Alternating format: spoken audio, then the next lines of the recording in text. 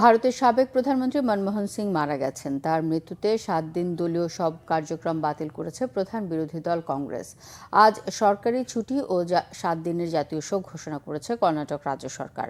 বার্ধক্যজনিত জটিলতায় 92 বছর বয়সী এই নেতাকে বৃহস্পতিবার দিল্লির একটি হাসপাতালে ভর্তি করা হয়েছিল।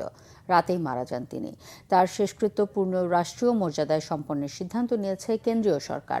আজ কর্ণাটকে সরকারি ছুটি ঘোষণা করা হয়েছে। কংগ্রেসের সাধারণ সম্পাদক কেসি বেণুগোপাল জানিয়েছেন, দলের প্রতিষ্ঠা বার্ষিকী উদযাপনও এই বছর বাতিল রাখার সিদ্ধান্ত নেওয়া হয়েছে। মনমোহন সিং এর মৃত্যুতে সামাজিক মাধ্যমে শোক প্রকাশ করে মনমোহন সিং এর সঙ্গে স্মৃতি রোমন্থন করেছেন প্রেসিডেন্ট দ্রৌপদী মুর্মু, প্রধানমন্ত্রী নরেন্দ্র মোদী, প্রিয়াঙ্কা গান্ধী, রাহুল গান্ধী, মমতা বন্দ্যোপাধ্যায়, ওমর আবদুল্লাহ সহ সরকারি ও বিরোধী দলের প্রভাবশালী নেতারা।